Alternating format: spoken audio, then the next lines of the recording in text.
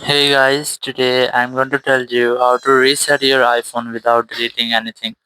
If you're using any iPhone and you want to reset your iPhone without deleting anything, so let's see how can you do that. First of all, you just have to open your settings. In settings, just go for general settings. Simply tap on general and here just scroll down and you will get transfer or reset iPhone. You just have to tap on it and here select reset.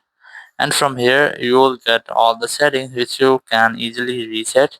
Here you can get your reset location and privacy, reset home screen layout, handwriting style, keyboard dictionary, reset network settings, or if you want to reset all of your phone settings, you must have to select the reset all option.